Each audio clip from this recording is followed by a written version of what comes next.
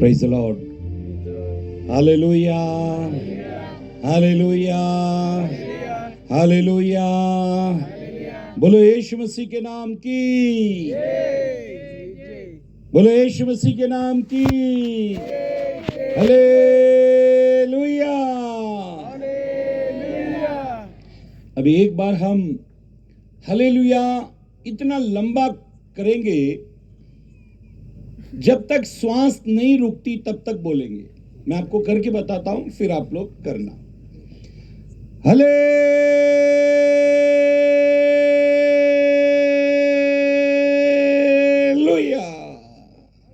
Hallelujah.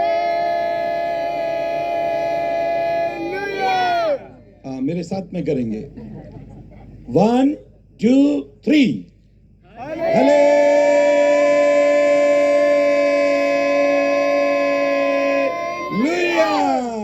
एक जोरदार ताली प्रभु के लिए।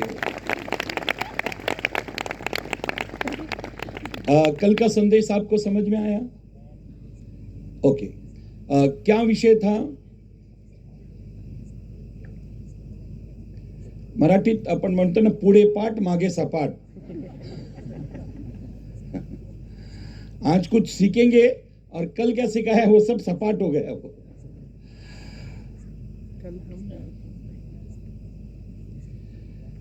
कल हमने सीखा कि उद्धार घर में कैसे आएगा।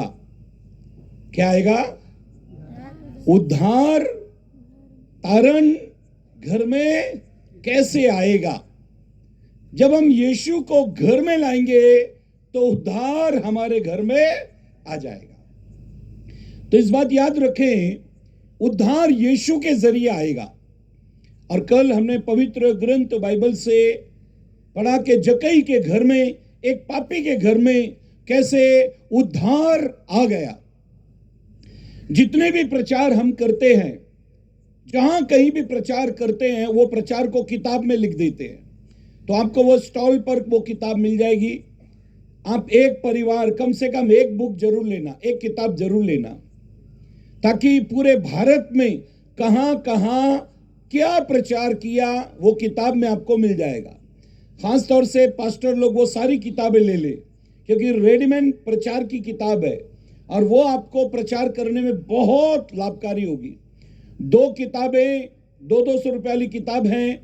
अगर आप वो किताब लेते हैं तो 366 और 366 ऐसे 366 संदेश की 2 किताब हमारे पास में है।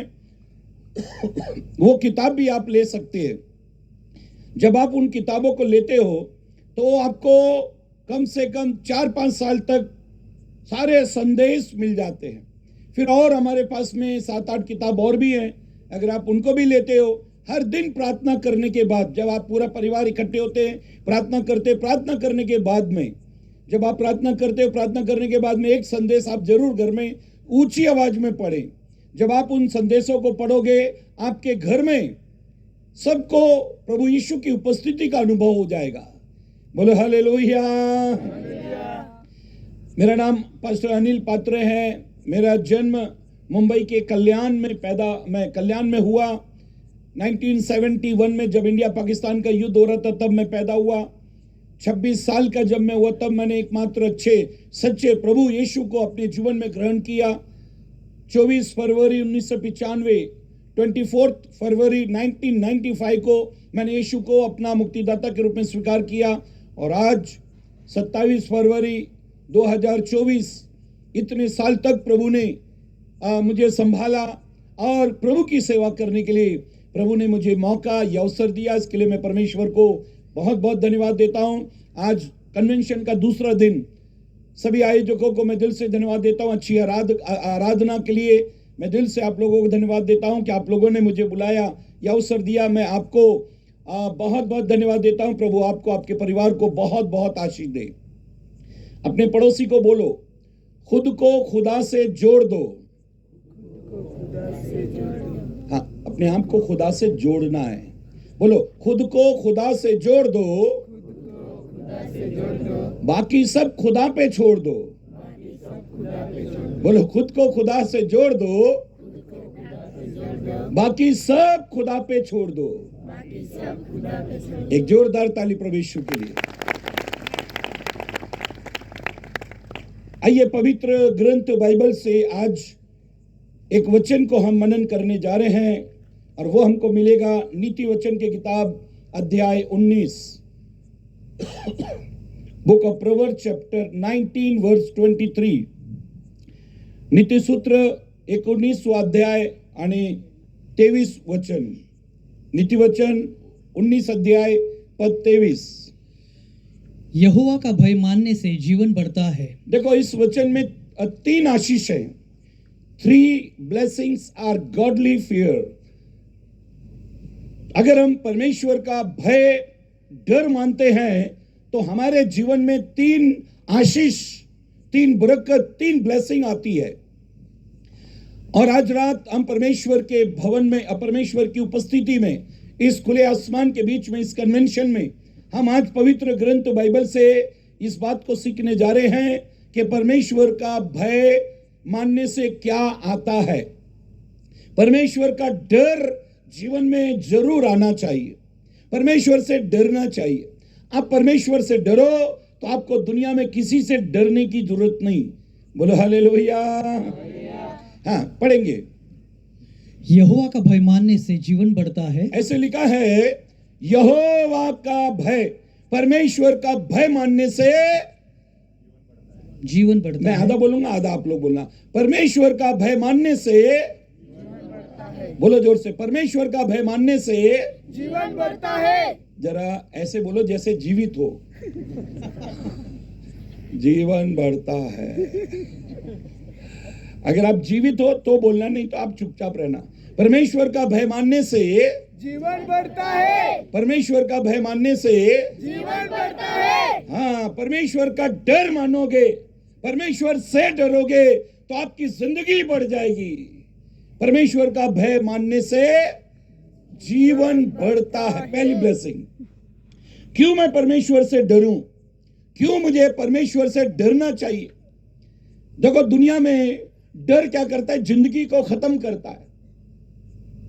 दुनिया का डर जिंदगी को खत्म करता है। आपको किसी ने बताया आपको कैंसर हो गया, उसी दिन से वो कैंसर का डर हमारे अंदर आ गया, वो बीमारी का डर आ गया, किसी व्यक्ति का डर हमारे अंदर आ गया, तभी से जिंदगी खत्म होना शुरू हो जाती है। लेकिन सारी कायनात का परमेश्वर, सारी दुनिया का परमेश्वर यूं कहता है, अगर तू मुझसे डरता है तो तेरा जीवन बढ़ेगा। बोलो हालेलुया। हालेलुया। परमेश्वर का भय मानने से जीवन बढ़ता है। एक बार एक दादी अपने पोते को कहती है, एक दादी अपने पोते को कहती है, जल्दी से छुप जा, जल्दी से घर में छुप जा। उसने बच्चे ने बोला क्यों? बोले तू 2 दिन से स्कूल नहीं गया ना, तू 2 दिन से स्कूल नहीं गया तो तेरे मास्टर है ना आ रहे, तेरे मास्टर घर की तरफ आ रहे, तो जल्दी से छुप जा। तू 2 दिन से स्कूल नहीं गया, वो पूछेंगे क्यों नहीं स्कूल आया, इसलिए तो छुप जा। ये अपना दादी को बोलता है, मैं नहीं छुपूंगा, आप छुप जाओ। वो बोलती है मैं क्यों छुपूं, मैं क्या स्कूल जाती हूं क्या? तेरे मास्टर को मैं क्यों डरूं? बोला आपको ही छुपना पड़ेगा। बोला क्यों? बोला मैंने स्कूल में बोल के आया था, मेरी दादी मर गई, 2 दिन में स्कूल नहीं आऊंगा। मेरी दादी मर गई, 2 दिन स्कूल में नहीं आऊंगा। अभी आपको वो जिंदा देखेगा तो वो आपको पूछेगा आप कैसे जिंदी हो? बोला इसलिए आप छुपो, मैं नहीं छुपूंगा। मेरी बहनों, मेरे भाइयों, परमेश्वर के लोगों, परमेश्वर का भय, परमेश्वर का डर। देखो जब परमेश्वर ने सारी कायनात, सारी सृष्टि को बनाया, परमेश्वर चाहता था कि इंसान के अंदर परमेश्वर का डर बना रहे। डर का मतलब है परमेश्वर आज्ञाकारिता में रहे। डर का मतलब है डर का मतलब है मनुष्य आज्ञाकारिता में रहे। ऐसा लिखा है परमेश्वर रोज शाम को ठंडे समय में आदम और हवा को मिलने आया करता था। परमेश्वर रोज आदम और हवा को मिलने आया करता था। एक दिन परमेश्वर आ गया, एक दिन परमेश्वर आया तो आदम हवा झाड़ियों के पीछे छुप गए। कहां छुप गए? झाड़ियों के पीछे छुप गए। जब झाड़ियों के पीछे छुप गए तो परमेश्वर ने आवाज लगाई, हे आदम तू कहां है? परमेश्वर ने आवाज लगाई, हे आदम तू कहां है? तब आदम कहने लगा, तेरी आवाज को सुनकर मैं डर गया। परमेश्वर ने पहली बार आवाज लगाई क्या? हाजी नहीं, परमेश्वर तो रोज आदम को पुकारा करता था। फिर आज क्या हो गया? जानते हो, जब हम पाप करते हैं ना, जब हम गुनाह करते हैं, जब हम अपराध करते हैं, जब हम गलत काम करते हैं, तब हमारे अंदर मृत्यु आ जाती है, जीवन कम होने लगता है। पाप क्या करता है? हमारी जिंदगी को खत्म करने लगता है। छोटा सा पाप जैसे हमारे अंदर आता है, अनाज्ञाकारिता का पाप जैसे हमारे अंदर आता है, हमारी जिंदगी को वो पाप जो है वो खत्म करता है। परमेश्वर ने जैसे आवाज लगाई, हे आदम तू कहां है? आदम ये आवाज को सुनकर छुप गया। आज भी परमेश्वर हमको पूछता है, तू कहां है? और हम कहीं ना कहीं छुपे हुए हैं। और छुपने का कारण क्या? कुछ ना कुछ काम हमने बिगाड़ दिया, कुछ ना कुछ गड़बड़ कर दी, कोई ना कोई काम हमने ऐसा किया जिसकी वजह से आज इंसान परमेश्वर से छुप रहा है। मेरा बेटा यहां पर आया हुआ है, वो स्टॉल पर है। जब वो 4-5 साल का था, जैसे मैं मोटरसाइकिल पर घर पर आता था, वो मोटरसाइकिल का आवाज सुनकर एकदम दौड़ कर आता था, पप्पा आ गए, पप्पा आ गए, पप्पा आ गए, पप्पा कुछ लाए क्या, ऐसा करके रोज उसका वो काम था। एक दिन मैं मोटरसाइकिल से आया, देखा तो हॉर्न की आवाज सुनकर भी वो बाहर नहीं आया। मेरी वाइफ को मैंने पूछा, आशु नहीं है क्या? वो बोली है ना। मैंने आज बाहर नहीं आया। बोली क्यों नहीं आया, उसको पूछो। मैंने उसको बोला आशु इधर आ, वो आया। फिर मेरी वाइफ ने बोला, आज ये स्कूल से किसी का टिफिन लेके आया, किसी का टिफिन लेकर आ गया। मैंने उसको बोला, बेटा तूने ये काम क्यों किया? 4-5 साल का है, छोटा है। मैंने उसको बोला, बेटा ये काम तूने क्यों किया? बोला, आप लोग हमेशा बोलते हो ना, तू कंपास तेरा कोई भी ले लेता है, तेरी बुक कोई भी ले लेता है, पेंसिल कोई भी ले लेता है, तेरा शार्पनर रबर कोई भी ले लेता है। आज मैं लेकर ही आ गया दूसरे का। मैंने नहीं बेटा ऐसा नहीं करते, ये गलत है, ऐसा नहीं करते बेटा। चलो माफी मांगो, माफी मांगो, प्रार्थना करो, बोलो मैं पापी हूं। तो उसकी आंख बंद। मैंने बोला, बोल मैं पापी हूं। उसका मुंह बंद।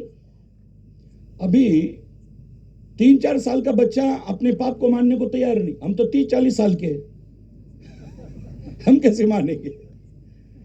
हमको आदत है अपने पाप को किसी ना किसी के ऊपर डालने की। हम हमारे पाप को कभी नहीं मानते, किसी ना किसी के ऊपर हम हमारे पाप को डाल देते, वजह बताते, कारण बताते। जब एडम को परमेश्वर ने पूछा तूने फल खाया, तो वो बोलता है मैडम ने खिलाया।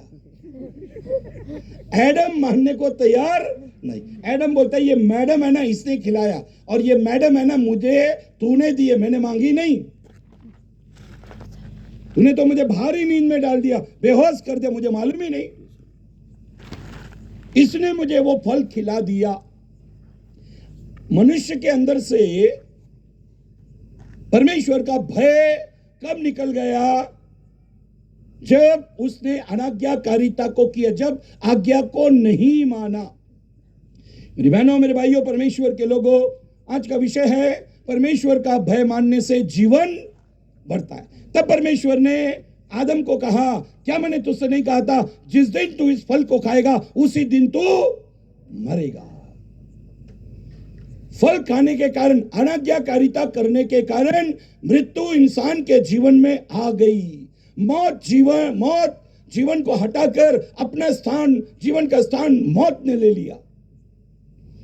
मेरी बहनों, मेरे भाइयों, बाइबल कहती है, अभी हमने वचन पढ़ा, परमेश्वर का भय मानने से जीवन बढ़ता है। अब परमेश्वर का डर मानना चाहिए। परमेश्वर का भय मानने से हमारे अंदर जिंदगी बढ़ना शुरू हो जाती है। मुझे याद आती है घटना, एक गांव में से एक बस गुजरती थी। उसका कंडक्टर सबको टिकट देता था। एक दिन गांव में एक मोटा पहलवान, बड़ा दादा टाइप का मोटा आदमी वो बस में चढ़ गया। ये टिकट मांगता हुआ कंडक्टर उसके पास आया, बोला टिकट। तो इसकी भारी आवाज थी, बोलने लगा नहीं है। ये डर गया, बोला अभी नहीं है बोल रहा है, अभी इसको वापस पूछूंगा तो मारेगा। कंडक्टर डर गया, कंडक्टर आगे चला गया। सब लोग हंसने लगे, बोले देखो उससे टिकट नहीं मांग रहा। उसने बोला नहीं है, तो आगे चला गया। दूसरे दिन वही गांव में से बस जा रही है, फिर वो मोटा तगड़ा आदमी, दादा टाइप का आदमी, वो फिर बस में चढ़ा। फिर ये कंडक्टर सबसे टिकट मांगते मांगते उसके पास आया, बोला टिकट। तो बोलता नहीं है। ये फिर डर गया, फिर सब लोग हंसने लगे। इसको बहुत बुरा लगा, कितना डर डर के मैं जीऊं, कितना डर डर के मैं जीऊं, लेकिन मैं उसको कुछ बोल नहीं सकता कि उसकी बॉडी बहुत ज्यादा है। तब इसने 1 महीने का छुट्टी ली। 1000 रुपए का काजू, 1000 रुपए का बादाम, 1000 रुपए का और ड्राई फ्रूट और 1 लीटर दूध। इसने बोला रोज मैं अभी खाऊंगा पीऊंगा और व्यायामशाला में जाके, जिम में जाकर बॉडी बनाऊंगा। 1 महीना तक ये इसने बॉडी बनाया अपना। 1 महीने के बाद इसने शर्ट के 2 बटन खोल के बॉडी मस्त बन गया। दूध, घी, बादाम, काजू खा कर मस्त बॉडी बनाया और फिर से कंडक्टर की नौकरी ज्वाइन कर ली। और नौकरी ज्वाइन करने के बाद में ये फिर से उसी बस में टिकट टिकट टिकट बोल रहा था। फिर वो मोटा पहलवान वो बस में चढ़ गया। ये उसके पास गया, बोला टिकट। तो वो उसने वही स्टाइल में बोला नहीं है। इसको बहुत गुस्सा आया। इसने 2 बटन तो खोल के रखे, तीसरा भी खोल दिया और अपना बॉडी उसको दिखाया। बॉडी दिखाने के बाद में ये बोलता है क्यों नहीं है, क्यों नहीं टिकट। फिर उसने ऐसा निकाला, बोला क्योंकि पास है। टिकट इसलिए नहीं है क्योंकि मेरे पास है।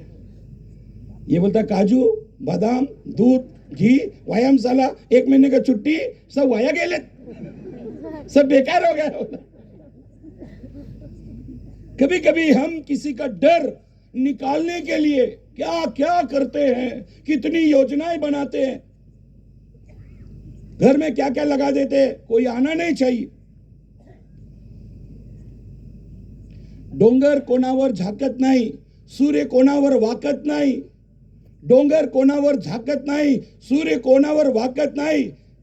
ख्रिस्ती माणूस होण्याचा मला गर्व आहे, कारण ख्रिस्ती माणूस आपल्या बायको शिवाय कोणाच्या बापाला घाबरत नाही।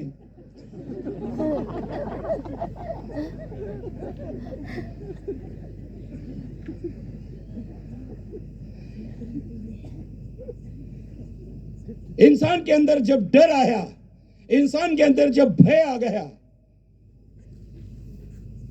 अनाज्ञाकारिता के कारण उसके अंदर डर आ गया, उसके अंदर भय आ गया। अब उसको परमेश्वर ने कहा था इस अदन के वाटिके के सारे फलों को तू बेखट के खा सकता है, लेकिन एक पेड़ के फल को तू कभी मत खाना, जिस दिन तू खाएगा उस दिन तू मरेगा। इसके अंदर से परमेश्वर का भय, परमेश्वर का डर निकल गया और मौत इसके अंदर आ गई। अगर आप जिंदगी पाना चाहते हो, अगर आप जीवन पाना चाहते हो, तो बाइबल ये कहती है, परमेश्वर का वचन ये कहता है कि हमको प्रभु में प्रभु का भय मानना चाहिए। मैं चाहता हूं एक पद को आप पढ़ लो, नीति वचन की किताब 9 अध्याय पद 11। नीति वचन की किताब 9 अध्याय पद 11। मेरे द्वारा तो तेरी आयु बढ़ेगी। हाँ, परमेश्वर कहता है मेरे द्वारा। एक बात याद रखो, परमेश्वर के द्वारा हमारी आयु, हमारी जिंदगी बढ़ती है। जब हम प्रभु में आते हैं तो हमारी जो जिंदगी कम है वो बढ़ जाती है। मेरे द्वारा तेरी आयु बढ़ेगी और तेरे जीवन के वर्ष अधिक होंगे। और तेरे जीवन के वर्ष अधिक होंगे, बहुत अधिक होंगे। हमारे जीवन के वर्ष बहुत अधिक कब होंगे? क्योंकि जब हम ये जान लगेंगे कि परमेश्वर के द्वारा जिंदगी बढ़ती है। जिंदगी जो है वो परमेश्वर के हाथ में है। दाऊद भजन 31:15 में कहता है, हे यहोवा मेरे दिन तेरे हाथ में है। हमारे दिल की धड़कन, हमारे श्वास का आना जाना परमेश्वर के हुक्म से होता है। मेरे पिताजी बहुत शराबी थे। 32 साल 32 इयर्स 32 साल उन्होंने शराब पी, और इतनी शराब पी कि उन्होंने अपनी लाइफ में पानी बहुत कम पिया, पानी बहुत कम किया, लेकिन शराब बहुत पी। बड़ा ड्रिंक करते। प्रभु को हम लोग नहीं जानते थे। 32 साल उन्होंने शराब पी। शराब पीने के कारण उनको गैंग्रीन की बीमारी हो गई। शराब पीने के कारण उनको गैंग्रीन की बीमारी हुई। और गैंग्रीन की बीमारी क्या हुई कि ब्लड सर्कुलेशन पैर से नीचे जाना बंद हो गया। डॉक्टर ने कहा दोनों पैर काटने पड़ेंगे। 5.5 फुट के व्यक्ति अब वो केवल 2.5 फुट के रह जाएंगे, इतने से रह जाएंगे। ये सोच सोच कर वो बहुत रोते थे। मुंबई के सबसे बड़े केएम हॉस्पिटल में हम उनको ले गए। उन्होंने कई ट्रीटमेंट किया। बोला अगर इससे नहीं ठीक हुआ तो 1 महीने के बाद इनका पैर काट डालेंगे। मुंबई के सबसे बड़े हॉस्पिटल केएम हॉस्पिटल में हम उनको लेकर गए। 1 महीने का ट्रीटमेंट दिया, वापस लेकर आ गए। तब मैं विश्वास में आया, तब मैं प्रभु में आया। मैंने मेरे पिताजी को यीशु के बारे में बताया। उन्होंने 1 दिन में शराब को छोड़ दिया। 32 साल से शराब पीते थे, 1 दिन में उन्होंने शराब को छोड़ दिया। देखो, कोई भी चीज मुंह में डालने से पहले एक बात याद रखना चाहिए कि सबसे ऊपर क्या है? दिमाग। सबसे ऊपर क्या है? दिमाग। दिमाग के नीचे क्या है? आंख। दिमाग के नीचे आंख, आंख के नीचे नाक, नाक के नीचे मुंह। तो सबसे पहले दिमाग से सोचना चाहिए ये मेरे लिए ठीक है क्या, आंख से देखना चाहिए ये मेरे लिए ठीक है क्या, नाक से सूंघना चाहिए ये मेरे लिए ठीक है क्या। गधे को सोने की थाली में गुटखा रख के दो, गधे को सोने की थाली में गुटखा रख के दो, वो सूंघेगा पहले, वो गधा है लेकिन फिर भी सूंघेगा। और हम लोग सूंघते नहीं है, सीधा फाड़ते और मुंह में डालते और बोलते हैं ऊंचे लोगों की ऊंची पसंद। अरे ऊपर दिमाग है, दिमाग के नीचे आंख है, आंख के नीचे नाक है, नाक के नीचे मुंह है। पहले दिमाग लगाओ। मुझे ये बड़े बड़े फिल्म के एक्टर लोगों से एक शिकायत है, आज की नौजवान पीढ़ी को तुम बरकलाओ मत, गलत रास्ते पे मत ले जाओ। तुम लोग बोलते हैं विमल गुटखा, दाने दाने में केसर है, तो अपने परिवार को बोलो ना खूब केसर खाओ। हमारे बच्चों को क्यों सिखाते हो? जब भी आप कुछ खाते हो पहले दिमाग से सोचो, आंख से देखो, नाक से सूंघो, तब जाकर मुंह में डालना चाहिए। कोई भी चीज मुंह में डालने से पहले ऊपर से स्टार्ट करो, पहले दिमाग लगाओ। सिगरेट के पैकेट पे लिखा है cigarette smoking injurious to health, cigarette पीना स्वास्थ्य के लिए हानिकारक है। फिर भी लोग क्या करते हैं, सिगरेट को रजनीकांत स्टाइल में पीते हैं, ऐसा गोल गोल धुआं निकालते, ऐसा गोल गोल धुआं निकाल। बच्चा बोलता है अरे मेरा बाप तो जादूगर है, मुंह से खींचता है, नाक से निकालता है, अरे मेरा बाप जादूगर है, मैं भी जादू सीखेगा, मैं भी जादू सीखेगा। बाप बोलता है नहीं ये गंदी चीज है। अरे गंदी होती तो आप क्यों पीते? ये बहुत अच्छी चीज है, मैं सीखूंगा। इसलिए वो टॉयलेट में, बाथरूम में, इधर उधर चुपचाप से जाकर वो ट्रेनिंग लेता है। और एक दिन मस्त पी के फिर हम लोग बोलते हैं ये दोस्तों ने इसको बिगाड़ दिया, दोस्तों ने इसको बिगाड़ दिया। दोस्तों ने नहीं, हमने घर में इसको ट्रेनिंग दी है। ट्रेनिंग, हमारा घर ट्रेनिंग सेंटर है। इसको ट्रेनिंग कहां से मिली? हमारे घर से इसको ट्रेनिंग मिली है। बाप को देख देख कर ये सीख गया। कोई भी चीज मुंह में जाने से पहले चेक करना चाहिए, दिमाग लगाना चाहिए, आंख से देखना चाहिए, नाक से सूंघना चाहिए, तब उसको मुंह में डालना चाहिए। बाइबल ये कहती, परमेश्वर का कलाम, परमेश्वर का वचन कहता है मेरे द्वारा तेरी आयु बढ़ेगी और तेरे जीवन के वर्ष बहुत होंगे।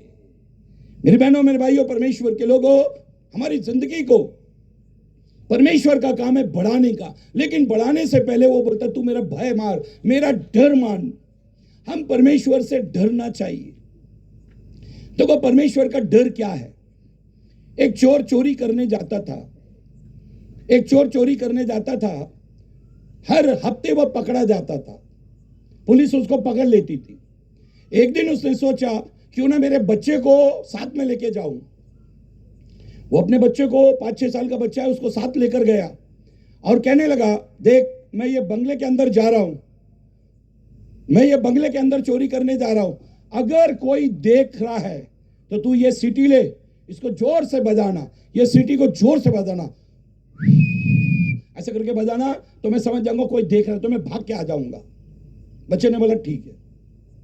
ये बाप बंगले के अंदर दीवार कूद कर वो बंगले के अंदर गया चोरी करने के लिए। इतने में बच्चे ने सीटी बजाना शुरू कर दिया। बच्चा ने जोर से सीटी मारी,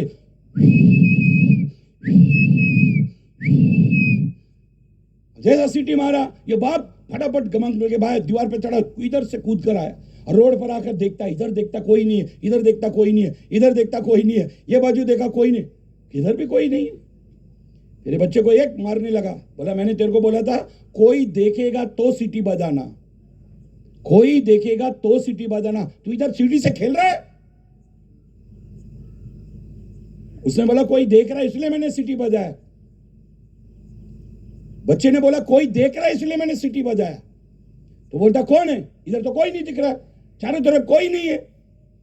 बच्चे ने ऊपर हाथ किया, बोला वो देख रहा है, परमेश्वर देख रहा है जो दुनिया को आंख देता है। यहां जितने भी बैठे हैं सबको 2-2 आंख है। 8 अरब लोग इस दुनिया की पॉपुलेशन है, 8 अरब लोग इस संसार में रहते हैं। जिसको भी परमेश्वर इस दुनिया में भेजता है 2-2 आंख देकर इस दुनिया में भेजता है। सोचो जिसने हम सबको 2-2 आंखें दी वो अंधा होगा क्या? उसको आंख नहीं क्या? परमेश्वर की आंख से डरो। कोई तुमको देख रहा है, कोई तुमको नोटिस कर रहा है।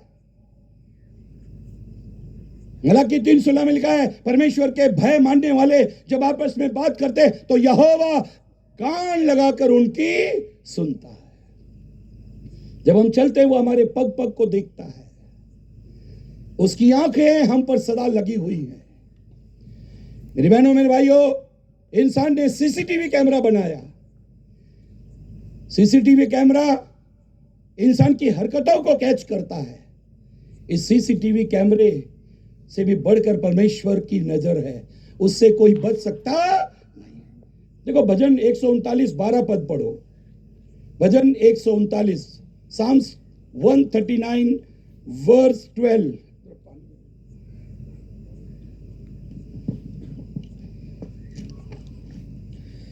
तो भी अंधकार तुझसे न छिपाएगा, रात तो दिन के तुल्य प्रकाश देगी, क्योंकि तेरे लिए अंधियारा और उजियाला दोनों एक समान है। हे यहोवा, हे परमेश्वर, तेरे लिए अंधियारा और उजियाला एक समान है। मैं अंधेरे में नहीं देख सकता, उधर क्या है मैं नहीं देख सकता। क्या परमेश्वर के लिए अंधियारा कोई मायने रखता है? मैं दीवार के उस तरफ नहीं देख सकता, मैं इस पर्दे के उस तरफ नहीं देख सकता, मैं ज्यादा दूर नहीं देख सकता, मैं खिड़की दरवाजे अगर कोई बंद कर दे तो मैं देख नहीं सकता, क्योंकि मैं इंसान हूं। लेकिन दाऊद कहता है हे यहोवा, हे मेरे परमेश्वर, तेरे लिए अंधकार और उजियाला एक समान है। तेरे लिए अंधकार उजियाला एक समान है। जैसे तू उजियाले में देखता है, हे परमेश्वर तू अंधेरे में भी देखता है। मेरे बहनों मेरे भाइयों, परमेश्वर के लोगों, परमेश्वर का भय मानने से जीवन बढ़ता है। परमेश्वर से डरो, परमेश्वर से डरो। देखो दाऊद परमेश्वर से डरता था, दाऊद परमेश्वर से डरता था, इसलिए कहीं नहीं लिखा कि दाऊद किसी इंसान से भी डरता था। केवल वो परमेश्वर से डरता था, उसके अंदर परमेश्वर का डर था, उसके अंदर परमेश्वर का भय था। अगर आप बाइबल को ठीक से पढ़ें तो दाऊद ने जितने भी युद्ध लड़े, दाऊद ने जितनी भी लड़ाइयां लड़ी, दाऊद के अंदर कभी किसी के प्रति कोई डर, कोई भय नहीं आया। वो कभी किसी से नहीं डरा। मुझे याद आती है एक कहानी को मैं पढ़ रहा था। एक खरगोश, रैबिट, ससा हरी हरी घास में, मैदान में वो घास को खा रहा था। चारों तरफ उसने देखा कोई नहीं है, तो वो घास में उछल कूद कर रहा था। वो ससा, वो रैबिट, वो खरगोश मस्त होके घास को खा रहा था और खूब नाच रहा था। अचानक उसने देखा एक कुत्ता, बहुत बड़ा कुत्ता उस खरगोश के पास भागते हुए आ रहा है। खरगोश ने देखा, अरे बाप रे, ये तो मेरी तरफ आ रहा है। खरगोश ने भागना शुरू किया, लेकिन वो बहुत बड़ा मैदान है, उससे बचना, उस कुत्ते से बचना बहुत मुश्किल है। तब भी खरगोश ने भागना शुरू कर दिया। जब अब भाग रहा है, पीछे मुड़ मुड़ के वो देख रहा है, कुत्ता इतना लंबा चौड़ा, इतना बड़ा मुंह, इतने बड़े बड़े पैर उसके। कुत्ते को देखकर वो भाग रहा है। भागते अचानक वो पहाड़ आया, पहाड़ के भील में वो खरगोश छुप गया। कुत्ता बाहर खड़ा हुआ,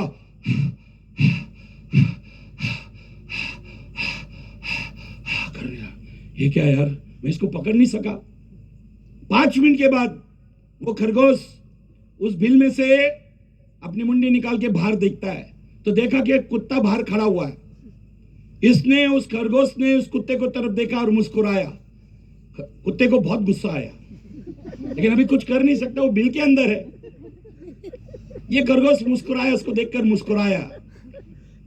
तब ये कुत्ता बोलने लगा, खरगोश भाई एक बात बताओ ना। बोला क्या? मेरे पैर इतने बड़े बड़े, तेरे इतने से पैर, इतने से पैर तेरे। मेरा मुंह इतना बड़ा, तेरा मुंह इतना सा। तेरा शरीर इतना सा, मेरा शरीर इतना बड़ा। फिर मैं तुझे पकड़ क्यों नहीं पाया? बोला। जानते हो खरगोश ने क्या कहा? मैं भाग रहा था और तू भी भाग रहा था। तू भाग रहा था लंच के लिए, तू भाग रहा था, मैं तेरा लंच, दोपहर का खाना हूं मैं तेरा। तू लंच के लिए भाग रहा था, लेकिन मैं लाइफ के लिए भाग रहा था, मैं जीवन के लिए भाग रहा था। इसलिए जब मैं भाग रहा था मुझे तू पकड़ नहीं पाया, क्योंकि मैं जीवन के लिए भाग रहा था। एक पद पढ़ लो तो आपको समझ में आ जाएगा। नीति वचन 14 अध्याय पद 27, book of Proverbs chapter 14 verse 27। नीति वचन 14 अध्याय पद 27।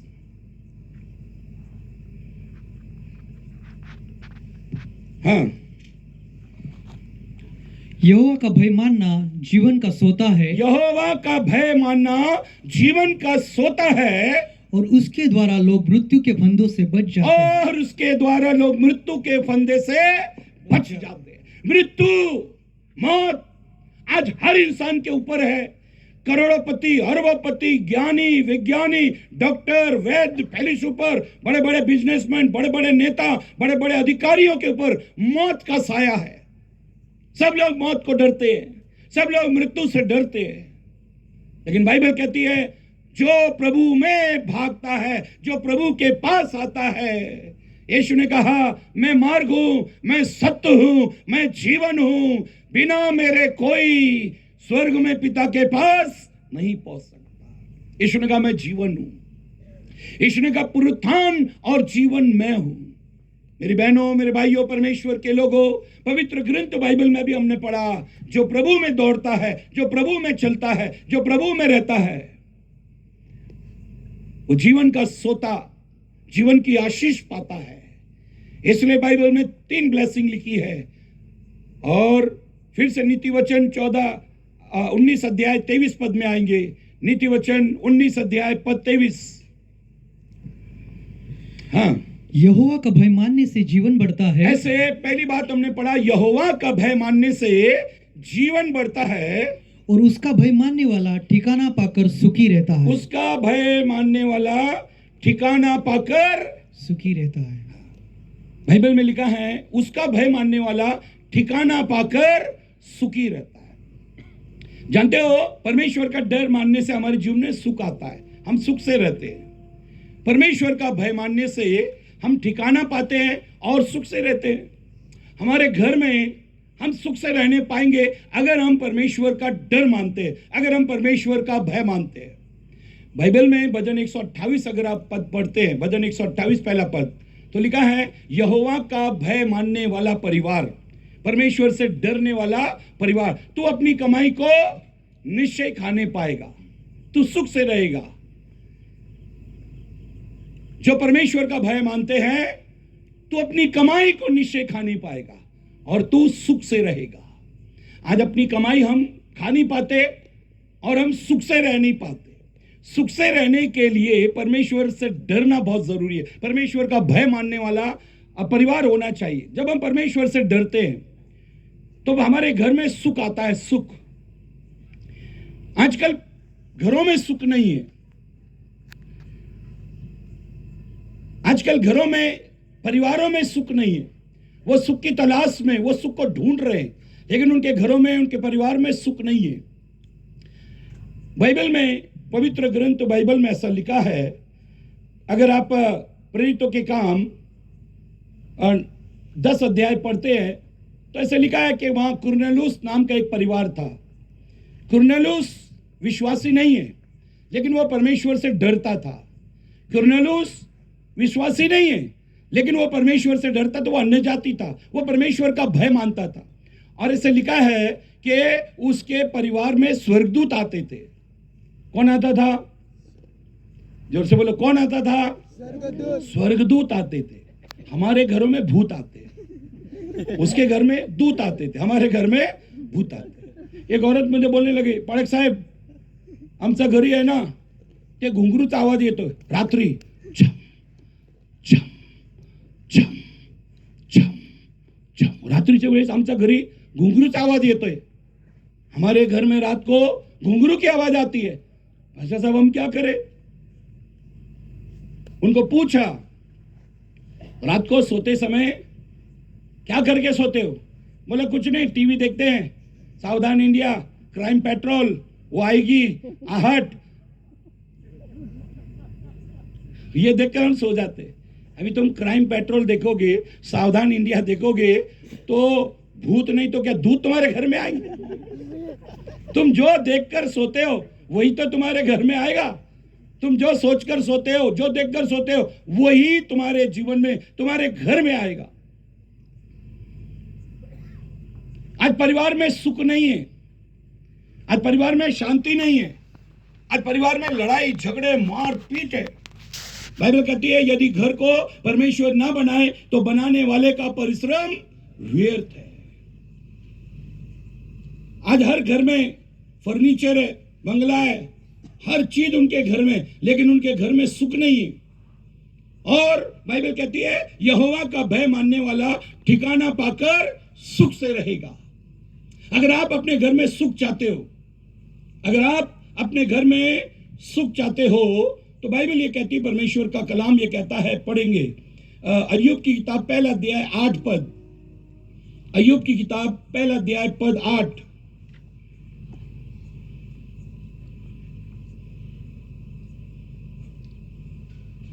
हाँ,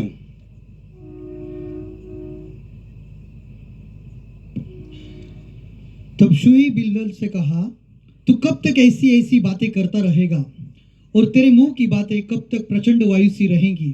अय्यूब की किताब पहला अध्याय पद 8, book of Job chapter 1 verse 8। अय्यूब की किताब पहला अध्याय पद 8। हाँ, यहोवा ने शैतान से पूछा, परमेश्वर ने शैतान से पूछा, क्या तूने मेरे दास अय्यूब पर ध्यान दिया है? क्या तूने पृथ्वी पर मेरे दास अय्यूब पर ध्यान दिया है? क्योंकि उसके तुल्य खरा और सीधा, उसके जैसा खरा सीधा और मेरा भय मानने वाला और बुराई से दूर रहने भय वाला, मानने वाला और बुराई से दूर रहने वाला मनुष्य और कोई नहीं है। मनुष्य और कोई नहीं है।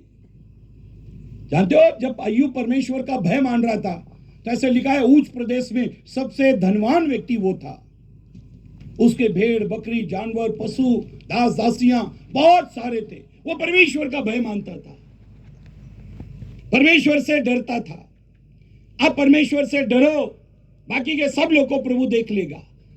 आप परमेश्वर की आज्ञा का पालन करो, बाकी के हर चीज को प्रभु देख लेगा। अगर आप परमेश्वर से डरते हो, परमेश्वर की आज्ञा का पालन करते हो, बाकी की सारी चीजों को प्रभु देख लेगा।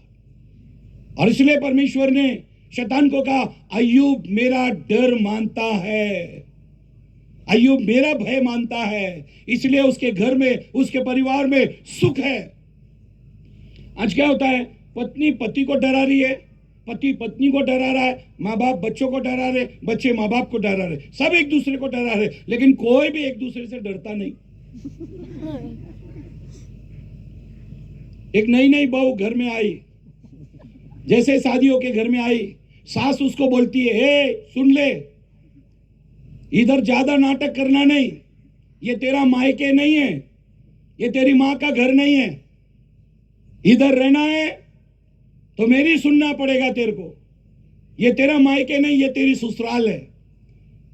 बहू ने भी अपना पल्लू इधर लगाया,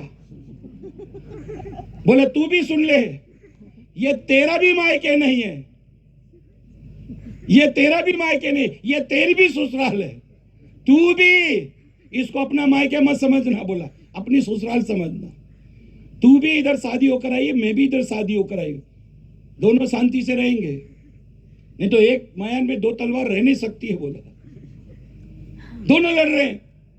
आज सुख है नहीं, घर के ऊपर लिख देते शांति भवन, सुख लोक, सुखी परिवार, लेकिन सुख घर में है ही नहीं। पवित्र ग्रंथ बाइबल में, परमेश्वर के कलाम में, परमेश्वर के वचन में, हम बाइबल में ऐसा पढ़ते हैं, प्रेरितों के काम की किताब 10 अध्याय में के कुरनेलियुस के घर में स्वर्गदूत आते थे, वो बहुत बड़ा अधिकारी था, फिर भी बड़े शांति, आराम, सुकून उनके घर में था। बड़ा अधिकारी होने के बावजूद पूरे परिवार सहित परमेश्वर का भय मानता और उसकी आज्ञाओं का पालन करता, और वो दान दिया करता था।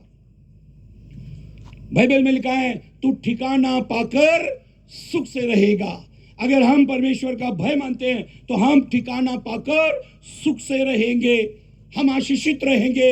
अगर हम परमेश्वर का भय मानते हैं, अगर हम परमेश्वर से डरते हैं, हमारे घर में सुख क्यों नहीं है? क्योंकि हम एक दूसरे को डराते हैं। अच्छा मुझे एक बात बताओ, पत्नी डरपोक होती है या पति? बोलो, कोई भी बोलो, बिंदास बोलो। हाँ बोलो, पत्नी डरपोक होती है या पति? आवाज आने दो, आवाज। पति इसलिए नहीं बोल रहे क्योंकि रात को घर पे खाना खाना है। हाँ बोलो, कौन डरपोक होता है? पत्नी डरपोक होती है या पति? कौन डरता है सबसे ज्यादा?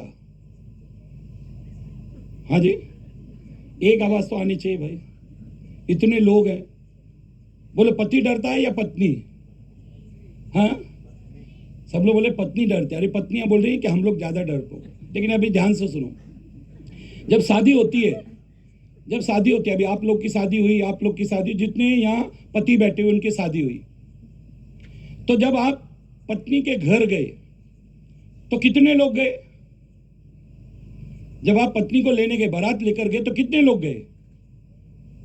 400, 500, 1000, है कि नहीं? इतने लोगों को लेकर पत्नी को लेने गए। लेकिन जब पत्नी तुम्हारे घर आई तो कितनी आई? हाँ जी, अकेली आई वो।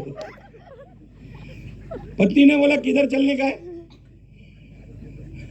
अकेली चलेगी, अकेली। पत्नी ने 1000 औरतों को जमा नहीं किया, चलो मेरे को छोड़ के आओ बोला। उसने एक को भी जमा नहीं किया, बोले चलो जिधर चलना है चलो। पति जब पत्नी को लेने आया, 1000 आदमी को लेकर आया, और पत्नी अकेली, वन मैन शो, अकेली गई। बोले चलो।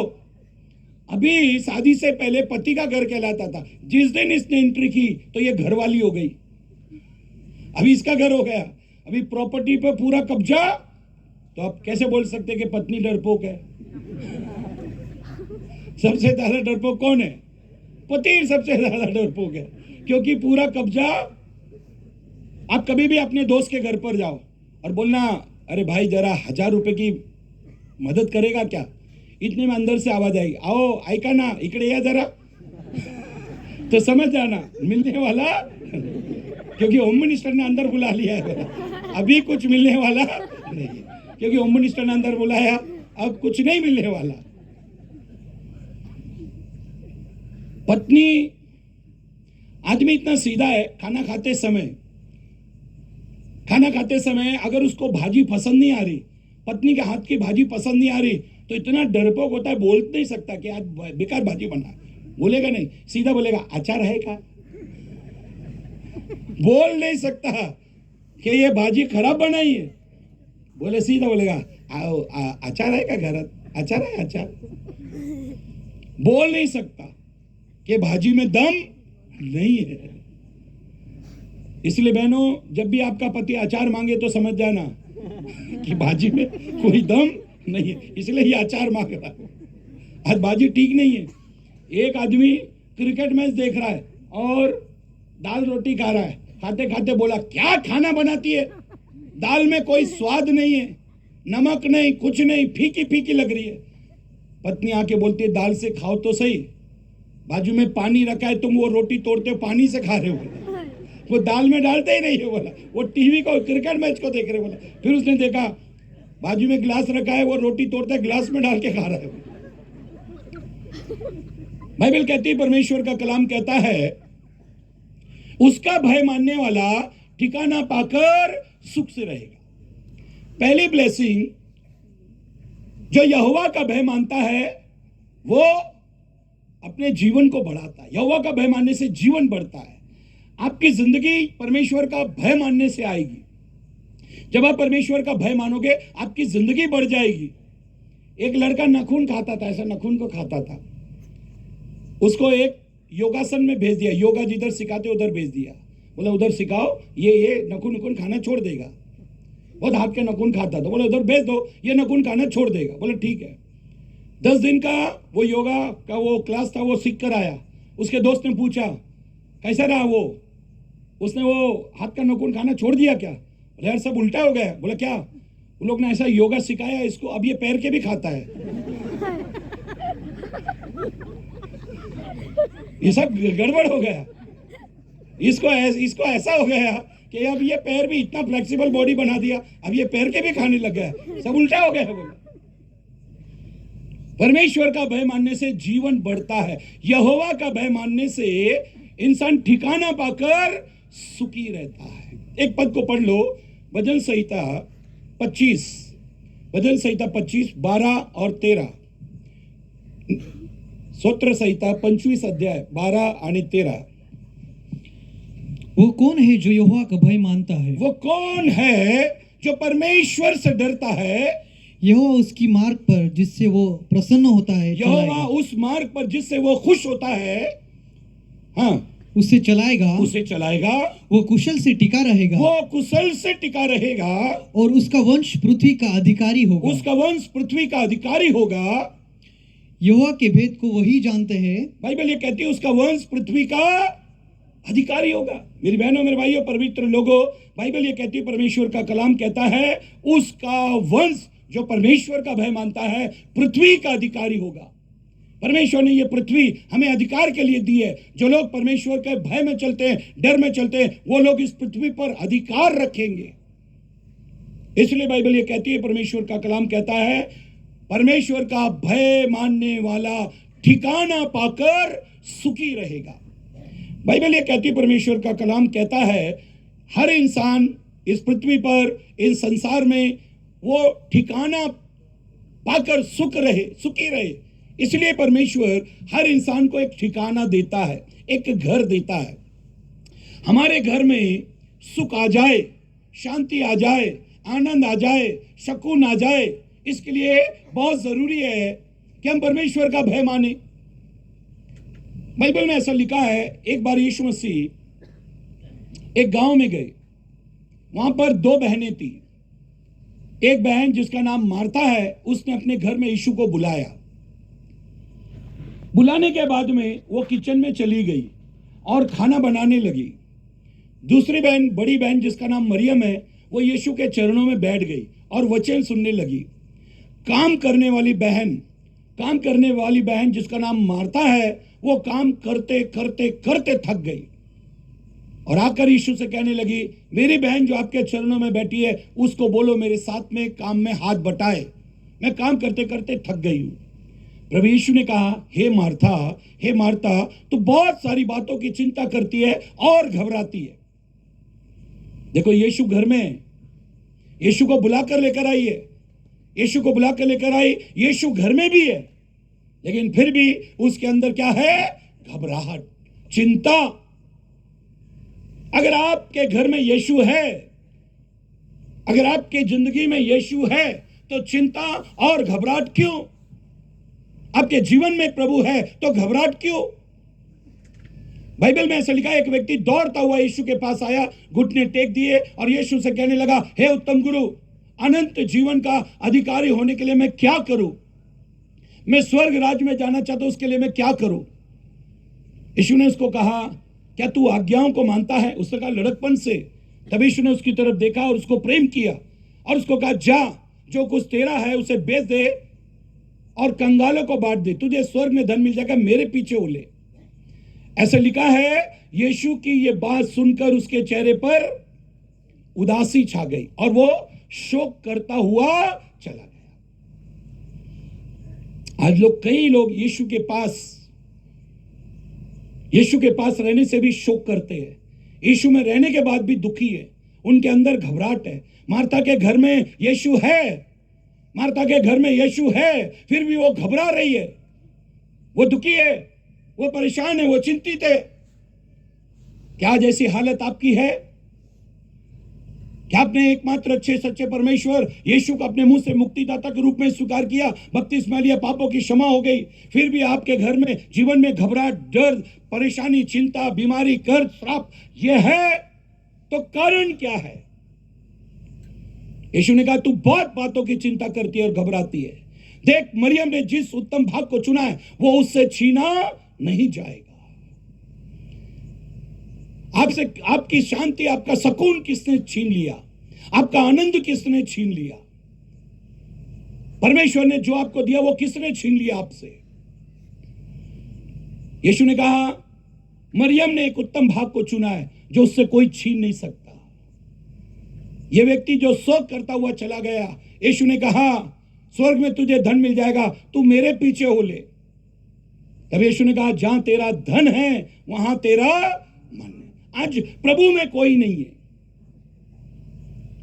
मार्था ने यीशु को अपने घर में बुलाया, लेकिन फिर उसके बाद में वो किचन में चली गई। आज यीशु लोगों के घर में, लेकिन वो यीशु से कोई संबंध नहीं रखते। यीशु के तस्वीर को दीवारों से चिपका दिया, बाइबल को घरों में रख दिया। कभी कभी डर लगता है तो सर के नीचे रखते, नहीं तो छाती पे रखते, नहीं तो ऐसा लटका के रखते। कभी कभी डर लगता है तो भजन 91 पढ़ देते, कभी कभी डर लगता है तो भजन 23 पढ़ देते। उनको लगता है बाइबल भूत को भगाने वाली किताब है। हमारे घर में सुकून नहीं है। परमेश्वर का भय मानने वाला ठिकाना पाकर सुखी रहेगा। अगर आप परमेश्वर का भय मानते हैं तो आपके घर में सुख होना चाहिए, शांति होनी चाहिए, आराम होना चाहिए, सुकून होना चाहिए। और इसलिए पवित्र ग्रंथ बाइबल में, परमेश्वर के कलाम में हम ऐसा पढ़ रहे हैं कि हमारे घर में सुख चाहिए, सुकून चाहिए। एक ही औरत झगड़ा करके चली गई, उसकी ससुराल थोड़ा ही दूर पे थी। वो उससे झगड़ा करके चली गई और बोलने लगे, अभी मेरे बिना तुम भूखे मरोगे, मैं तुमको खाना ना खिलाती थी, अभी मेरे बिना तुम भूखे मरोगे। ये बोलकर वो चली गई। ये आदमी रोज सुबह 5 बजे जाकर उसके घर के सामने जाके टॉयलेट करके आता था। वो लोग सुबह उठ के दरवाजा खोलते तो देखा गंदा पड़ा है इधर। लोग इतना गंदा लगा, ये आदमी कौन है, ये कौन करके जाता है। लेकिन सुबह 5 बजे उसके घर के सामने, अपनी ससुराल में, उस अपनी औरत के घर के सामने टॉयलेट करके जाता है, संडास करके जाता है। लोग बोला कौन है ये। एक दिन उसको पकड़ेंगे। सुबह 5 बजे जैसे ही आके बैठा है, अभी ये लोग ने आके उसको पकड़ लिया, लाइट चालू किया तो देखो ये तो जवाई राजा है। ये जवाई राजा ये क्या करते इधर? उनको बहुत बुरा लगा, ये क्या गंदा काम करते हो आप, ऐसा क्यों किया आपने? तो बोलने लगा, मैंने मेरी औरत को सिखाने के लिए ऐसा किया। बोला ऐसा करने से क्या सीखेगी? वो बोलने लगी, मैं क्या सिखाना चाहते हो? तू बोलती थी ना कि मेरे बिना भूखे मर जाओगे, अभी खाएगा इंडिया तो जाएगा ना इंडिया। मैं देख पेट भर के खाता हूं, इसलिए देख तेरे घर के सामने टॉयलेट करके जाता हूं। मैं मस्त काफी के हैश में हूं। आज इंसान के घर में सुख नहीं है, एक दूसरे को सिखा रहे। सुख है कहां? बाइबल कहती है ठिकाना पाकर सुखी रहेगा। मेरा भय मानने वाला ठिकाना पाकर सुखी रहेगा। आप अगर परमेश्वर से डरते हो, अगर आप परमेश्वर का भय मानते हो, तो परमेश्वर का भय मानने वाला आज्ञाकारिता को पालन करेगा। जो जो प्रभु आपको कहेगा आप उसका वचन का, आज्ञाकारिता का पालन करोगे। फिर से नीति वचन 19 अध्याय 23 पद को पढ़ेंगे।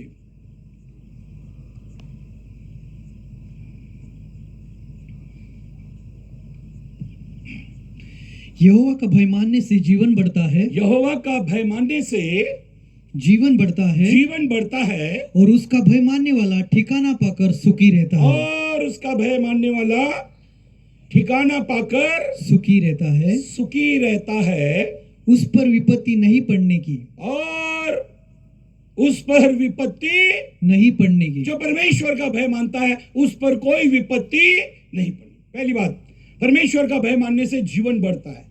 दूसरी बात, यहोवा का भय मानने वाला ठिकाना पाकर सुखी रहता है। जब आप परमेश्वर का भय मानते हो तो आपके घर में सुख आएगा। सबसे मीठी चीज, दुनिया की सबसे मीठी चीज क्या है? कोई बता सकता है? दुनिया की सबसे मीठी चीज क्या है? कौन सी ऐसी वस्तु है जो बहुत मीठी है? उससे मीठा कुछ भी नहीं है। हाँ जी, हाँ, शहद, हनी। शहद दुनिया की सबसे मीठी चीज। अच्छा, इसको जमा कौन करता है? कोई बोल सकते हैं? मधुमक्खी। मधुमक्खी ये सबसे मीठी चीज को जमा करती है। लेकिन दूसरा सच, मधुमक्खी को कोई पसंद करता नहीं। मधुमक्खी को कोई पसंद नहीं करता। अभी ध्यान से सुनो, मधुमक्खी दुनिया की सबसे मीठी चीज को जमा करती है। मधुमक्खी दुनिया की सबसे मीठी चीज को जमा करती है, लेकिन मधुमक्खी को कोई पसंद नहीं करता। क्यों? क्योंकि मधुमक्खी के पास डंक है, डंक। वो अपना डंक मारती है, और डंक मारने के कारण सब लोग उससे डरते हैं। अभी ध्यान से सुनो मेरे भाइयों, आप मेहनत करते हो, परिश्रम करते हो, माथे का पसीना ये एड़ी तक आ जाता है, इतनी मेहनत करते हो, पूरे घर को चलाते हो। ये आपकी पत्नी को मालूम है, ये आपके बच्चों को मालूम है। बहनों, गर्मी हो, सर्दी हो, बारिश हो, कुछ भी हो, चूल्हे के पास जाना, गैस के पास जाना, घर में सबसे पहले उठना, सबसे बाद में सोना।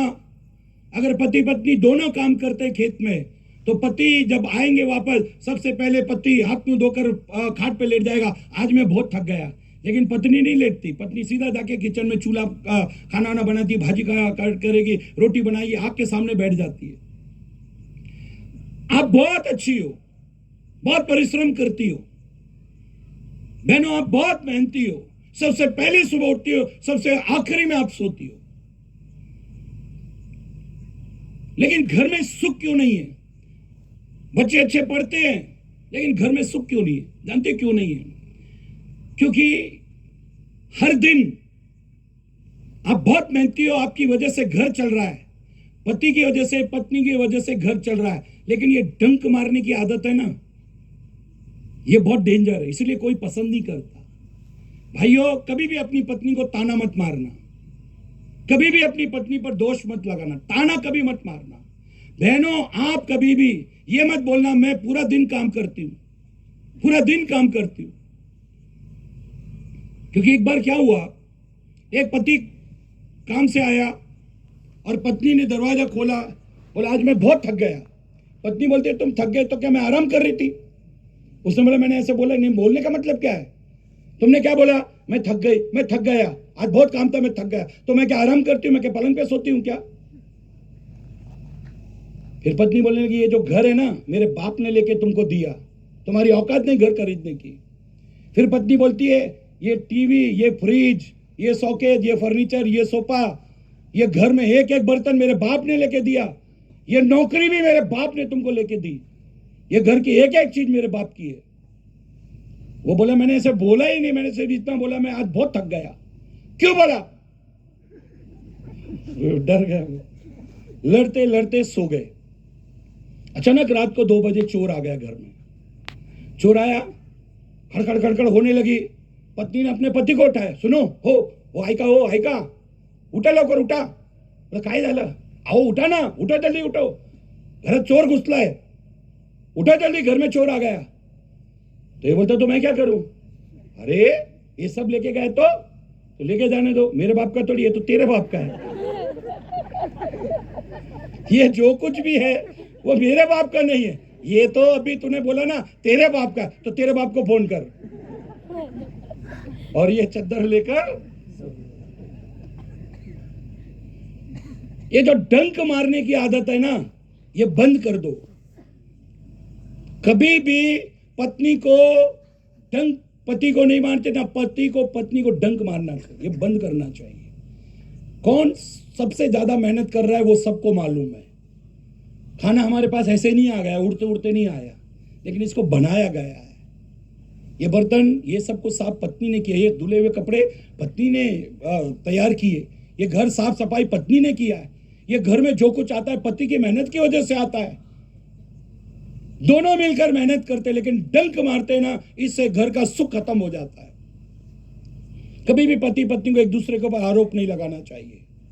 पत्नियों, कभी भी तुम अपने पति की बुराई अपने मायके वालों के सामने कभी मत करना। अपने पति की बुराई कभी मत सुनना। तीसरे आदमी को आपके परिवार में कभी मत आने देना, आपके जीवन का सुख खत्म हो जाएगा। मुझे याद आती घटना, जब मेरी शादी हुई, तीसरे दिन में मेरी वाइफ को मोटरसाइकिल पे बिठाकर उसके घर लेकर गया। घर गया, बैठे बातचीत किया, खाना वाना खाया, फिर मैं बोला चलते हैं। बोला जाओ, ये यहीं रहेगी। मैं बोला क्यों? बोला हमारे में 1 महीना छोड़ के जाते। मैं बोला 2-2 चर्च में चलाता हूँ, मेरे पास बहुत काम है, इसके बिना वो बहुत मुश्किल हो जाएगा। बोला पहले कैसे चला रहे थे वैसे ही चलाओ। मैंने बोला पहले का बात अलग है, अभी शादी किया ना, इतना खर्चा पानी किया, अभी साथ में रहने दो। बोले नहीं इसको छोड़ के जाओ, तुम जाओ। बोला अरे सुनो, नहीं कुछ मत सुनाओ, हमारे में ऐसा होता, हमारे में। मैंने बहुत हाथ पैर जोड़ा, इसको जाने दो। नहीं, मैं बहुत परेशान, उठा, घर के बाहर आया, मोटरसाइकिल चालू किया, किक मारा, बैठा। अचानक ऐसे लगा कि कोई पीछे आके बैठ गया है। मैंने पीछे मुड़ के देखा, मेरा वाइफ बैठी हुई है। मैं बोला वो किधर? बोली घर चलो। मैं बोला मम्मी ने मना किया ना। मम्मी को पूछा क्या? बोला मैंने शादी तुमसे की, मम्मी से थोड़ी की है। वो पहले रिश्ते था, वो था। अभी मैं केवल तुम्हारी हूं, अभी तुम जिधर बोलोगे मैं उधर चलेगी। बहनों, बाइबल में लिखा है, अगर आप भजन 45:10 पद पढ़े तो ऐसे लिखा है, हे राजकुमारी अपने पिता के घर को भूल जा। अगर जो बुजुर्ग माँ यहाँ बैठी हैं, वो बार बार फोन करके अपनी बेटी के घर पर फोन ना किया करे, आज काय बनवलं, स्वयंपाक मध्ये काय केलं, तुझा नवरा तुला प्रेम करतोय का, तुझी सास कशी आहे, मेली का?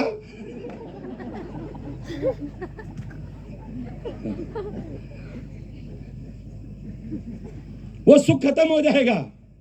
इसलिए बाइबल कहती है आप परमेश्वर का भय मान रहे हो, परमेश्वर का डर मान रहे हो, फिर भी सुख नहीं आ रहा, तो इसका मतलब कोई ना कोई रुकावट है।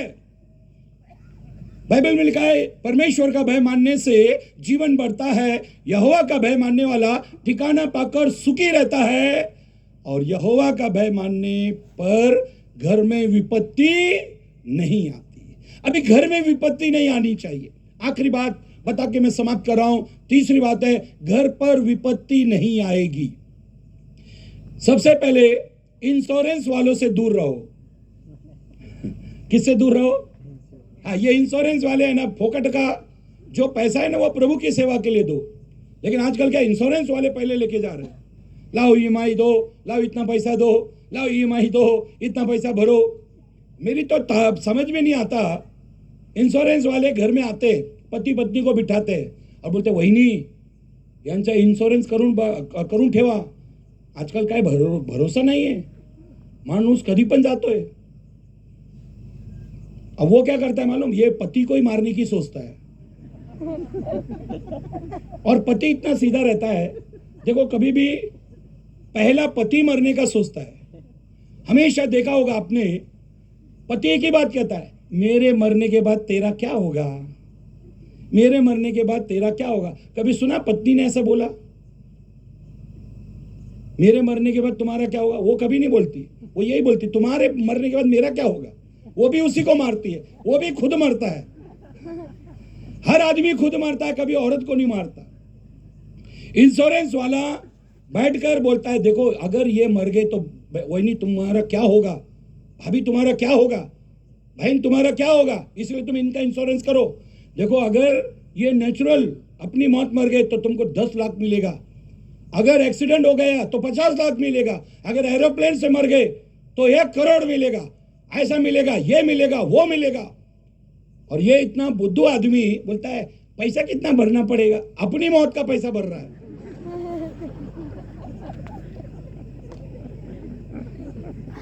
ये तो कमाल हो गया भाई।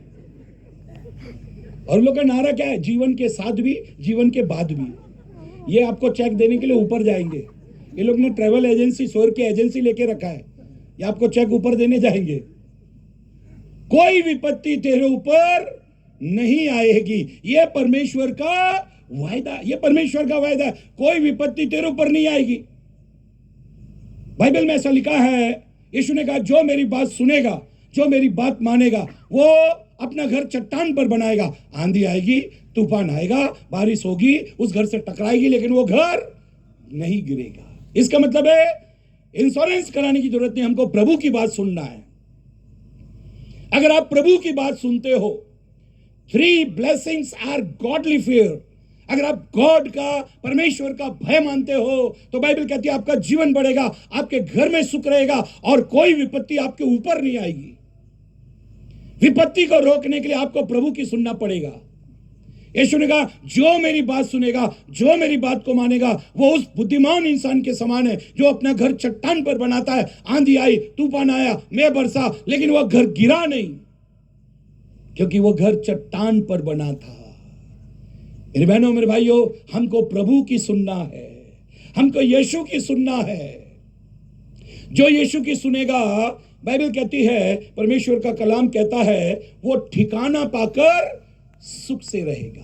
बाइबल कहती है उसके ऊपर कोई विपत्ति नहीं पड़ती। कुछ लोग क्या करते हैं, मेडिकल क्लेम, मेडिकल इंश्योरेंस करा लेते, बोलते कुछ भी बीमारी आई, कुछ भी तकलीफ आई तो मेडिकल है ना, हमारा मेडिकल इंश्योरेंस है, सीधा जाके हॉस्पिटल में एडमिट हो जाएंगे। एक आदमी को हार्ट का प्रॉब्लम था, सीधा जाके हॉस्पिटल में एडमिट हो गया, क्योंकि इंश्योरेंस है। हॉस्पिटल में जाके एडमिट हो गया, उसको लिटा दिया, सब बॉडी वॉडी चेक किया, सब असिस्टेंट डॉक्टर ने ऑपरेशन का सब तैयार करके रखा, ये बैठा हुआ है, लेटा हुआ है। तभी उन्होंने बोला बड़े डॉक्टर आ गए, बड़े डॉक्टर आ गए, आगे आगे। इतने में दरवाजा खुला, ये पेशेंट ने देखा बड़ा डॉक्टर आया है, लेकिन आते समय उसके एक हाथ में बड़ा फूलों की माला है, वो फूलों की माला लेकर आया। ये देखने लगा ये फूलों की माला क्यों लेके आया, ये पेशेंट जिसका हार्ट का ऑपरेशन है, ये देखने लगा फूलों की माला क्यों लेके आया। डॉक्टर आकर फूलों की माला टेबल पर रखा, इस पेशेंट को पूछता है तुम्हारा बीपी, शुगर सब ठीक है, कोई चिंता फिक्र है, कोई टेंशन है, कोई सवाल है? बोलता साहब सब ठीक है, लेकिन एक सवाल है। बोला क्या? आप ये फूल क्यों लेके आए, माला क्यों लेकर आए? डॉक्टर बोला वो छोड़ो, तुमको बीपी तकलीफ है, कोई दर्द है, कोई तकलीफ है, कोई सवाल है? बोला हाँ सब सवाल है। बोला क्या, ये फूल क्यों लेकर आए? अरे बोले फूल के पीछे क्यों पड़ गए, तुमको कोई तकलीफ है, समस्या है, कोई प्रॉब्लम है, कोई सवाल है?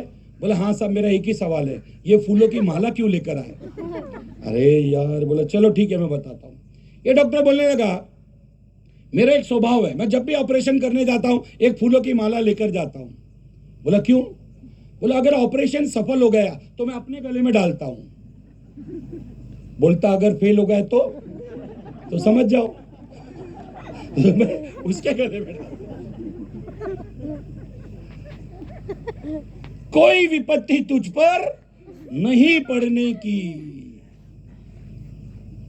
कभी कभी हम परमेश्वर के रूल को तोड़ते हैं। कार मोटरसाइकिल चलाते समय, कार मोटरसाइकिल चलाते समय सरकार का बोर्ड आता है 80 की स्पीड से चलाओ, 60 की स्पीड से चलाओ, 50 की स्पीड से चलाओ, लेकिन हम नहीं सुनते।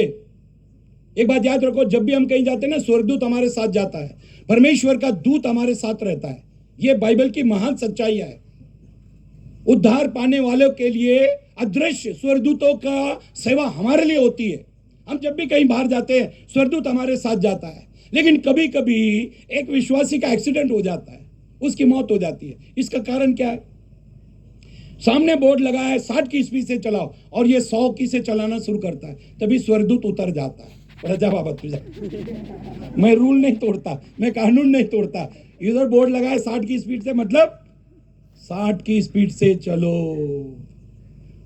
कभी कभी हम रूल तोड़ देते हैं। बाइबल में वायदा है परमेश्वर का, कोई विपत्ति, अगर तू मेरा भय मानता है, कोई विपत्ति तेरे ऊपर आने वाली नहीं। एक बार एक लड़का, एक मैंने कहानी पढ़ी, सच्चाई नहीं है, बिल्कुल सत्य नहीं है, लेकिन कहानी है। लेकिन ये कहानी से हम कुछ सीखते हैं। एक लड़का जैसे ही उठा, दोपहर को जैसे उठा, तो उसके सामने स्वर्गदूत खड़ा था। ये उठ के बैठा, बोला कौन है आप? बोला स्वर्गदूत हूं। बोला क्यों आए? क्यों आए? बोले ये राहुल कौन है? राहुल। बोला क्यों? बोला चार्ट में उसका नाम है, चार्ट में उसका नाम है, उसको लेने के लिए आए। बोला ये बोलता है यार अभी तो 25 साल का हूं मैं, अभी से लेने आ गए, मर गए। बोला अभी क्या करूं?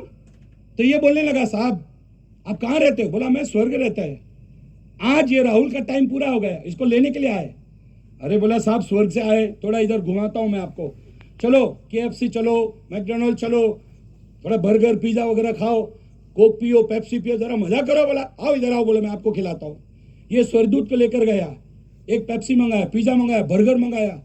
स्वर्गदूत ने खाया तो स्वर्गदूत को बहुत अच्छा लगा। उसने बोला ये राहुल कौन है? बोला राहुल मैं ही हूं, राहुल मैं हूं। बोला अच्छा। स्वर्गदूत हाथ जोड़कर प्रार्थना करने लगा, हे प्रभु ये क्या प्रॉब्लम हो गया, इस बच्चे ने मुझे इतना अच्छा अच्छा खिलाया पिलाया।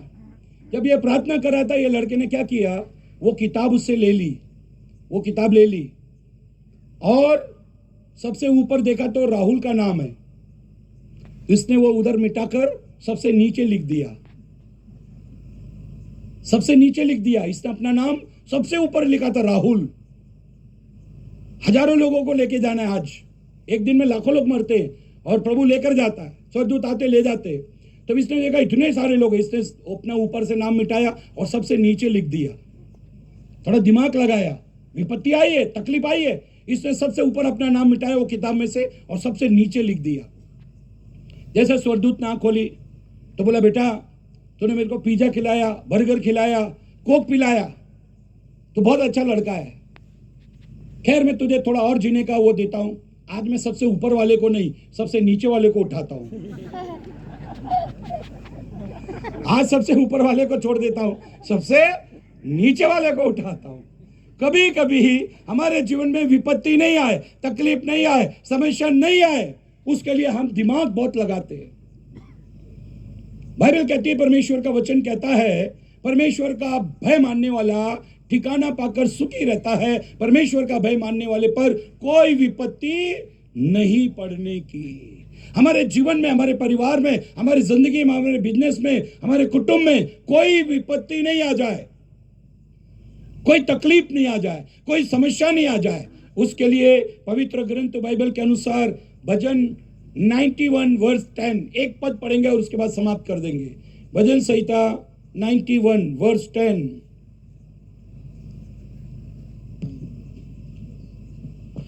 इसलिए कोई विपत्ति तुझ पर न पड़ेगी, इसलिए कोई विपत्ति तुझ पर ना पड़ेगी, न कोई दुख तेरे डेरे के निकट आएगा, और ना कोई दुख तेरे डेरे के निकट आएगा। मेरी बहनों मेरे भाइयों, अय्यूब के पूरे परिवार पर, अय्यूब के घराने पर बाइबल में ऐसा लिखा है, चारों तरफ परमेश्वर ने बाड़ा बांधा था, बाड़ा। शैतान को नो एंट्री थी, शैतान उस बाड़े में घुस नहीं सकता। आज जितने भी पास्टर, जितने भी विश्वासी, एल्डर, जितने भी परमेश्वर के लोग यहां पर बैठे हैं, एक बात याद रखो, आपके घर के चारों तरफ परमेश्वर ने बाड़ा बांध के रखा है। शैतान, दुष्ट आत्माएं, बीमारी, तकलीफ, समस्या, प्रॉब्लम आपके घर में कभी प्रवेश नहीं कर पाएंगी अगर आप यहोवा का भय मानते हो। अगर आप परमेश्वर से डरते हो तो आपके चारों तरफ बाड़ा बांधकर खुदा ने रखा है। 3 blessings are godly fear, 3 प्रकार की आशीष हमको मिलती है। सबसे पहली बात, यहोवा का भय मानने से जीवन बढ़ता है। पहली बात, आपका जीवन बढ़ेगा। अगर आपको डॉक्टर ने कोई रिपोर्ट देकर रखी है, अगर डॉक्टर ने बोल के रखा है तो चंद दिनों का मेहमान है, आपको ये बीमारी है, ये तकलीफ है, ये समस्या है, अगर आपको ऐसा लगता है मेरा शरीर ये बता रहा है कि मैं कुछ दिनों का मेहमान हूं, आप अपने अंदर परमेश्वर का डर, परमेश्वर का भय लेकर आए, आपकी जिंदगी बढ़ जाएगी। दूसरी बात, अगर आपके परिवार में सुख नहीं है, शांति नहीं है, पति पत्नी एक दूसरे को मत डराओ, दोनों मिलकर खुदा से डरो, आपके घर में सुख आ जाएगा, आपके घर में शांति आ जाएगी, आप ठिकाना पाकर सुखी रहोगे। तीसरी बात, अगर आपको ऐसा लगता है मेरा बिजनेस फेल हो जाएगा, मेरा कुटुंब टूट जाएगा, प्रॉब्लम आ जाएगी, समस्या आ जाएगी, मुसीबत आ जाएगी, भयंकर भयंकर बीमारी, तकलीफ, समस्याएं रोज इस संसार में आ रही है। कोरोना जैसी बीमारी का फिर से ऐलान कर दिया गया है, फिर से यह बीमारी आएगी, लेकिन आप भयभीत ना हो, आप डरे नहीं, आप कांपे नहीं। जब मिस्र में बीमारी आई, जैसे लिखा है, जहां इस्राएली लोग रहते थे, जहां प्रभु के लोग रहते थे, उस बीमारी का प्रकोप, उस महामारी का प्रकोप इस्राएलियों के ऊपर नहीं आया। अगर आप परमेश्वर से डरते हो, अगर आप परमेश्वर का भय मानते हो, तो ये कोई भी विपत्ति, ये कोई भी तकलीफ, ये कोई भी समस्या आपके ऊपर नहीं आएगी, क्योंकि यहोवा का भय मानने वाला जीवन पाता है, वो ठिकाना पाकर सुखी रहता है, उसके ऊपर कोई विपत्ति नहीं आने की। अपने स्थान पर खड़े हो जाएं, मैं आप लोगों के लिए दुआ करने वाला हूं। Thank you Lord Jesus, Lord we worship you. धन्यवाद यीशु राजा, तारीफ हो, स्तुति हो, स्तुति हो, स्तुति हो। Hallelujah, hallelujah, hallelujah, glory to God Jesus, we worship you Lord. अपने हाथों को आसमान की ओर उठा लें, अपने हाथों को आसमान की ओर उठा लें। आज इस कन्वेंशन का दूसरा दिन है। देखो प्रभु आपके हाथों को छू रहा है, देखो प्रभु आपके हाथों को स्पर्श कर रहा है। देखो आपके हाथ खाली नहीं है, देखो आपके हाथ खाली नहीं है, आपके हाथों को प्रभु भर रहा है, वो आपको आशीष दे रहा है, वो आपको अनुग्रहित कर रहा है, वो आपको बरकत दे रहा है, वो आपके अंदर से डर भय निकाल रहा है, वो शांति, सुकून, आनंद, प्रेम और आपके जीवन में भर रहा है। आपके खाली हाथों को वो आशीष दे रहा है। ये हाथ आसमान की ओर उठे हैं, ये हाथ प्रभु की ओर उठे हैं, और प्रभु आपको इसी घड़ी बरकत देने जा रहा है, आशीष देने जा रहा है। वो कहता है मेरा भय मान, मेरा भय मान, मेरा भय मान, मेरा डर मान, तो तेरा जीवन बढ़ेगा, तेरे घर में सुख आ जाएगा, शांति आ जाएगी। कोई विपत्ति तेरे ऊपर नहीं आने की, कोई विपत्ति तेरे ऊपर नहीं आने की, कोई विपत्ति तेरे ऊपर नहीं आने की। हालेलुया, हालेलुया, धन्यवाद यीशु, धन्यवाद यीशु। आप अपने बेटे को, बेटियों को, बच्चों को, जवानों को, तेरे अभिषिक्तों को, तेरे दासों को आप छू रहे प्रभु। धन्यवाद यीशु, तारीफ हो, महिमा हो यीशु राजा। Hallelujah, hallelujah. एक आराधना का गीत गाएंगे, हालेलुया, हालेलुया। अपना समर्पण करें, हालेलुया। तारीफ हो, तारीफ हो, तारीफ हो, महिमा हो Jesus, hallelujah, thank you Jesus, hallelujah, धन्यवाद यीशु। hallelujah, thank you Jesus। आइए उसकी उपस्थिति में अपने आप को बनाकर रखें। hallelujah, hallelujah, glory to God, hallelujah, hallelujah, hallelujah, hallelujah, hallelujah, hallelujah। उसके भय मानने से हमारी जिंदगियां बढ़ जाती हैं। आज मैं दूसरे दिन की सभा में नासरी यीशु मसीह के नाम में ऐलान करता हूं, यीशु मसीह तेरे लोग जो इस स्थान पर खड़े हुए हैं, इनकी जिंदगियों को तू बढ़ा दे, इनके जीवनों को तू बढ़ा दे। हालेलुया। आइए अपने आप को तैयार करें ताकि हम परमेश्वर से उसकी आराधना में जाकर उसके नाम की महिमा करते हुए अपने जीवनों का समर्पण और सच्चा समर्पण परमेश्वर के करीब में लेकर आए। जितने लोग यहाँ पर हैं, यहाँ वहाँ घूमे, जिस स्थान पर आप हैं, अपनी आंखों को बंद रखें और परमेश्वर से प्रार्थना करना शुरू करें। कोई भी मैदान में यहाँ वहाँ नहीं घूमेगा। वॉलेंटियर्स जो भी हैं, सभी लोग ये समय है अपना समर्पण परमेश्वर के पास में करने का। ये समय है अपने आप को परमेश्वर के हाथों में देने का। Hallelujah, hallelujah, hallelujah. Glory to God, hallelujah.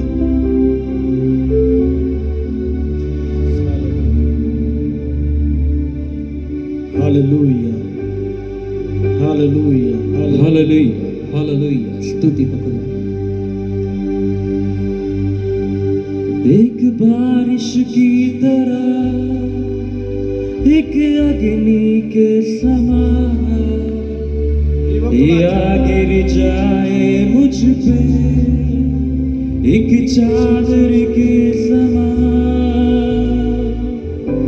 ओ एक बारिश की तरह, एक अग्नि के समान, सभी मिलकर कहेंगे, या गिर जाए मुझ पे एक चादर के समान।